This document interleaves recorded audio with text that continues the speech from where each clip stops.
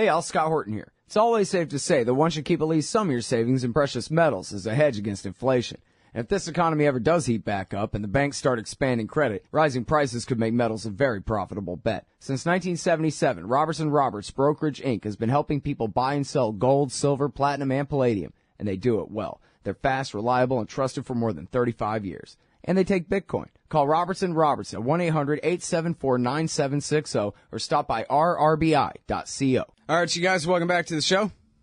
I'm Scott Horton. It's my show, The Scott Horton Show, here on the Liberty Radio Network. And for our first interview today, we actually have a debate between Philip Giraldi and Michael Pregent. Phil Giraldi is a former CIA and DIA officer. He is executive director of the Council for the National Interest and writes for UNS.com and the American Conservative magazine. His latest at UNS is Did Iranian Weapons Kill Americans? Michael Pregent is from the Washington Institute for Near East Policy and also Vets Against the Deal.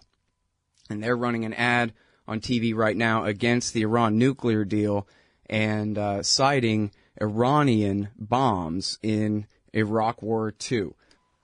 Yeah, it's Pregent. Pregent. Former intelligence officer, was with DIA and was at the National Defense University, but I'm away from all that now, running the Veterans Against the Iran deal. And thanks for having me. Okay, yeah, good deal. Thanks for joining us. Happy to have you. All right, so and let's start with you, Michael. You guys are running this ad featuring a staff sergeant who was wounded by a roadside bomb in the Iraq War, and he says, "Hey, it was an Iranian bomb."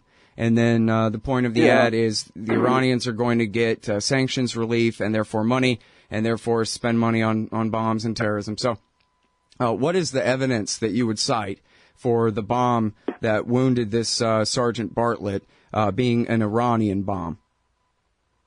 Okay, here's why. It was an explosively formed penetrator, okay? Now, I understand the argument is that they're made in Iraq, therefore they're not Iranian. But here's what you need to know. The Shia militias go to Iran. They were trained on the implementation of explosively formed penetrators. They were equipped with material to build them, the money to build them, and then they were under the direction of Qasem Soleimani of the IRGC. Qasem Soleimani is the commander of Quds Force. His portfolio is Iraq. They were directed to be used exclusively against U.S. military, up-armored Humvees. All right. And Phil Giraldi, how do you answer that? Well, there's a lot of suppositions in that. It's they're assuming that they were under the direction of Iran to use these weapons. They're assuming that they were directed specifically against certain targets, including. Could I finish? Yeah. Of course. And you know, I was an intelligence officer too, and I know exactly how these intelligence assessments kind of work. There are a lot of suppositions that go into the product, and I would suggest to you that unless you have real, you know, this business of blaming Iran for killing Americans, particularly right now, when there's an agreement. How about a seized laptop? Is that evidence? How about a seized laptop indicating we've seen seized laptops before that were fabricated by Mossad. So you haven't seen seized laptops for 20 years. I'm talking about seized laptops from 5 years ago when Qasem Soleimani was in Iraq directing these attacks. You haven't seen a seized laptop for 20 years. Can you produce that laptop and subject it to independent inspection to make sure it's not a forgery? There have been too many lies about what's been going on in Iraq and too many lies about the Iranian role. And my argument is essentially that unless you can come up with really solid evidence accusing and indicting the Iranian government in terms of these policies, a lot of what you're coming out with is just speculation. It's not speculation. I'm not a consensus intel guy. I don't believe in consensus analysis. What we look at is pure evidence. I was an intelligence officer in Baghdad for 5 years working malign Iranian influence. Okay, we seized a laptop from Case and Laith Khazali. Are you familiar with Case and Laith Khazali? Yeah, I am. They are the two leaders from Asab Ahl-al-Haq, AH. On that laptop was directed operations against the U.S. military using explosively formed penetrators using improvised rocket-assisted motors, or IRAMs. Those two individuals were actually detained and held at Cropper. They were also part of the Karbala 5. Are you familiar with the Karbala 5? No, I'm not. Okay, the Karbala 5, it was a group of Americans who were training Iraqis. There was an attempt to kidnap the 5, take them across to Iran, and exchange them for 4 Iranian agents captured in Erbil. All right, the plan went south, and 4 Americans were executed in the back of a car by Iranian agents directly linked to Qasem Soleimani. That led to the arrest of Qais and Laith Khazali, both currently leading Hashid al-Shabi Shia militias in Iraq. So there's a direct link there. Our argument is, fine with the nuke deal. Who cares about the nuclear part of the Iran nuke deal? We have a big problem with the non-nuclear concessions in this deal, where you're actually giving Qasem Soleimani, the guy responsible for directing these attacks against Americans, freedom of movement throughout the Middle East, money, and this ability to actually travel to Russia and China, 2 guarantors within the JCPOA that are currently facilitating Soleimani's travel. That's what we have a problem with. And you're a counterterrorism expert. You're a counterterrorism expert. You should know that if Iran funds, arms, and directs attacks, that Iran is culpable. All right, we got to stop right there. We'll be right back with Phil's response on the other side of this break. It's Phil Giraldi and Michael Pregent. Back after this. Hey, y'all, Scott Horton here for WallStreetWindow.com. Mike Swanson knows his stuff. He made a killing running his own hedge fund and always gets out of the stock market before the government-generated bubbles pop, which is, by the way, what he's doing right now, selling all his stocks and betting on gold and commodities. Sign up at WallStreetWindow.com and get real-time updates from Mike on all his market moves. It's hard to know how to protect your savings and earn a good return in an economy like this. Mike Swanson can help. Follow along on paper and see for yourself. WallStreetWindow.com. All right, you guys, welcome back to the show. I'm Scott Horton. It's my show, The Scott Horton Show. It's a debate. Phil Giraldi and Michael Pregent debating over Iran's role in the Iraq War and the EFP bombs and what it means for the current Iran deal. And we had kind of a short segment because of telephone difficulties there to start. But where we left off, it's now Phil's turn to respond to what Michael said about Iran's relationship with Asaib al-Haq and other militias in Iraq, etc. Go ahead, Phil. Yeah, I mean, I don't dispute the fact that Iran has been involved with militias on many levels, and also that Iran has been involved with one might describe as the Iraqi government. This was a natural development of the previous regime, which basically sent a lot of people into exile in Iran. But anyway, that's a side issue. The issue here is essentially that this ad is appearing at a time when clearly it is intended to disrupt an agreement that's been reached between the White House and the Iranian government and 5 other governments plus the UN, the entire United Nations.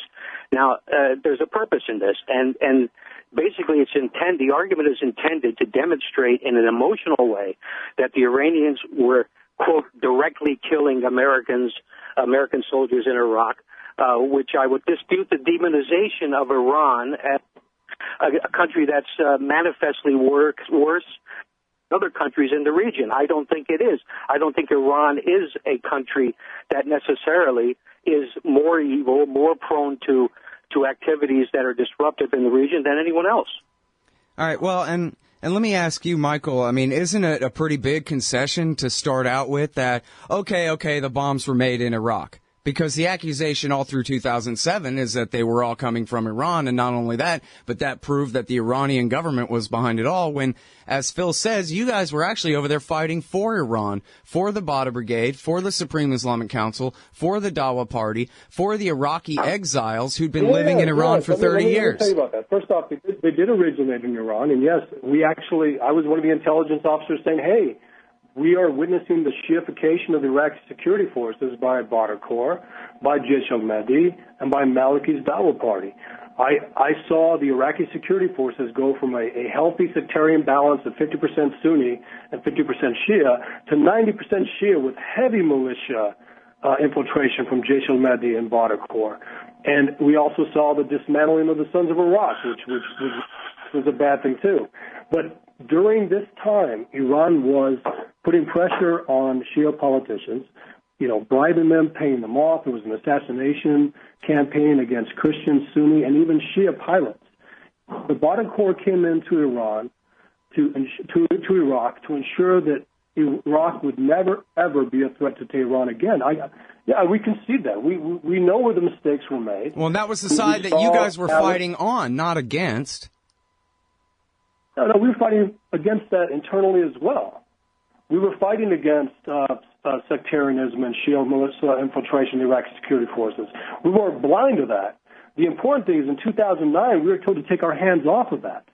When President Obama came in office, he said, okay, this is a sovereign government. Maliki's the guy. We need to let Maliki run this government. We protested and said, listen, this is now a military that will answer to Iran, heavy Shia militia infiltration. And now if you look at the Iraqi security forces, it's 95% Shia with heavy militia infiltration, and that's not even counting the Hashd al-Shabi, which is directly run by Soleimani and Hadi al-Amri and Mohandas from Kataib Hezbollah. We see the mistakes. So we don't see a force being built to take back Mosul. Mm-hmm. We don't see a force being to take back Ramadi. But Michael, here's the thing, though. But Michael, what's happening is Americans know that we lost almost 5,000 over there fighting, but that we lost almost all of them fighting the Sunni-based insurgency. A great many of those to roadside bombs, none of which came from Iran, and even you concede that many, at least, of the EFPs were made. Even you can see that many of the Shiites' EFPs were made in Iraq. That's too absolute. But what's happening is you're trying to pin. Are you going to let me answer it? Well, but you were talking all through my statement, so I'm not sure whether you heard me or not. You're trying to pin 4,500 deaths on Iran when it was Iran's enemies who did most of those, when America was fighting on Iran's side. We're talking about 500 deaths in Iraq directly out of 5,000, right? And those, as you conceded, many of those bombs even were made in Iraq. We don't say 5,000, my man. We say 500 and thousands made by Iranian explosively formed penetrators.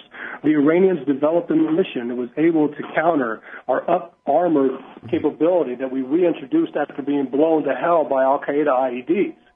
They developed a weapon that could actually penetrate. That was called the explosively formed penetrator.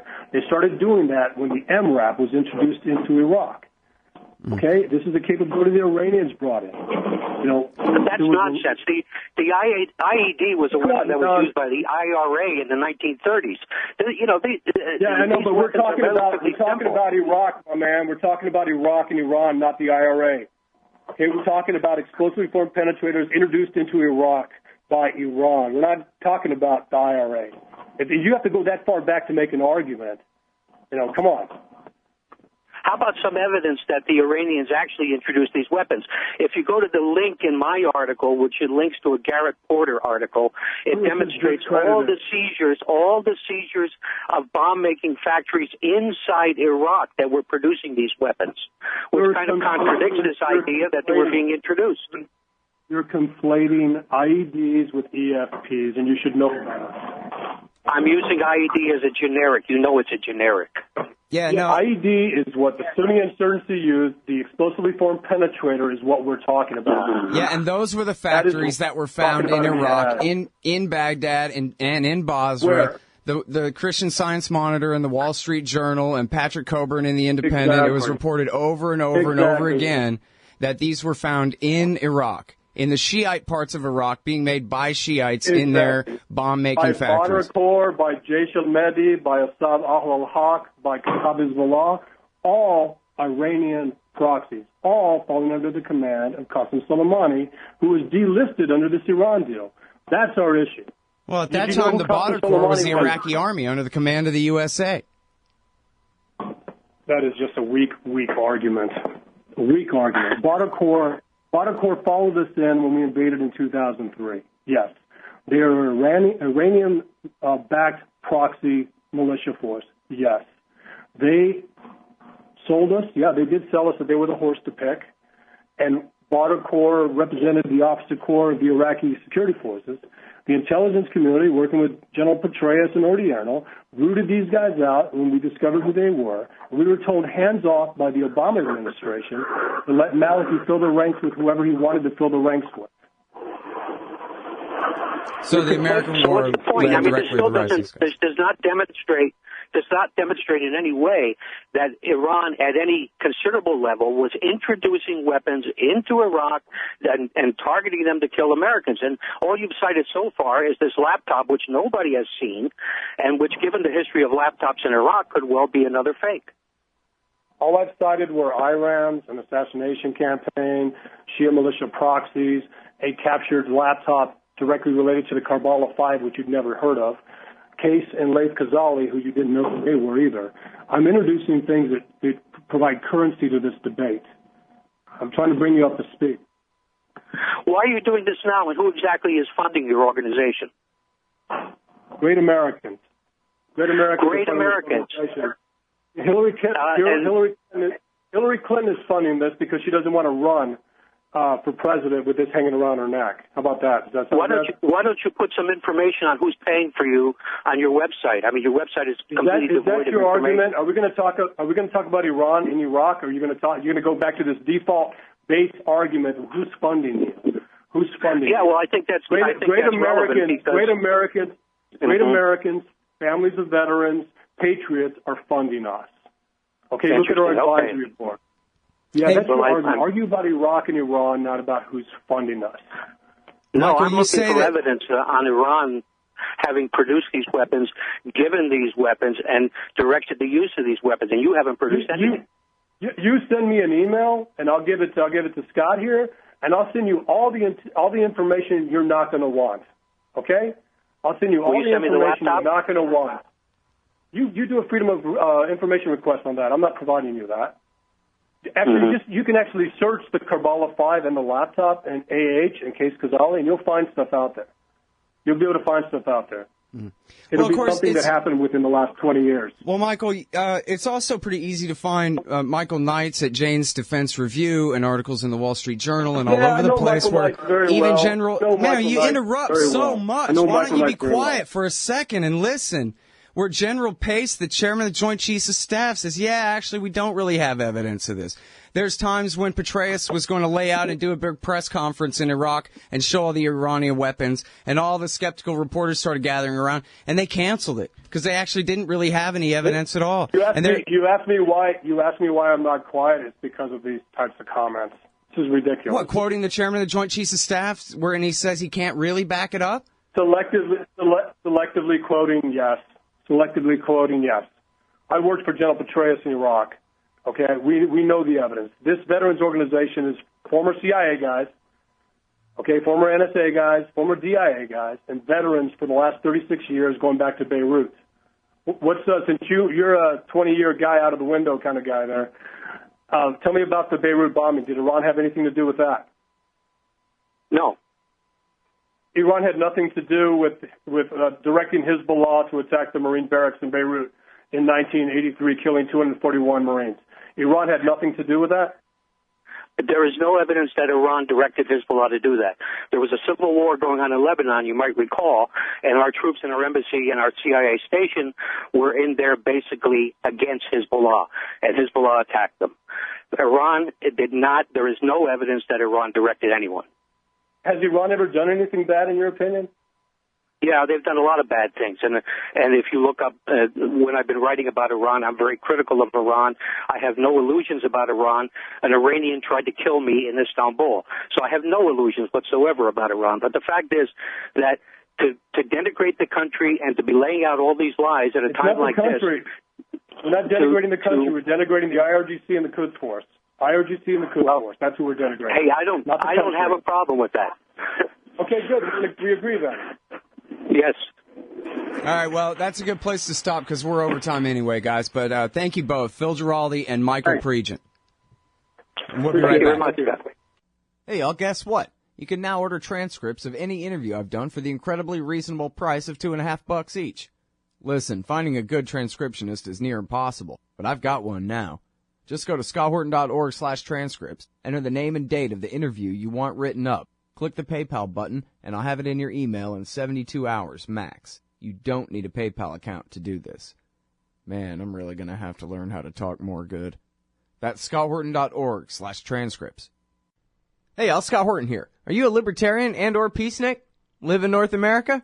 If you want, you could hire me to come and give a speech to your group. I'm good on the terror war and intervention, civil liberty stuff, blaming Woodrow Wilson for everything bad in the world, Iran, central banking, political realignment, and, well, you know, everything. I can teach markets to liberals and peace to the right. Just watch me. Check out scotthorton.org/speeches for some examples and email me, scott@scotthorton.org for more information. See you there. Hey y'all, Scott Horton here for The Future of Freedom, the monthly journal of the Future Freedom Foundation at fff.org/subscribe. Jacob Hornberger, tireless champion of liberty and president of the FFF, brings you the best libertarian writers every month on the topics that need our treatment the most. Read Jacob, Jim Bovard, Anthony Gregory, Wendy McElroy, Joe Stromberg, and more every month in The Future of Freedom. It's just $25 a year for the pocket-sized print edition, $15 to read it online. The Future of Freedom, fff.org/subscribe.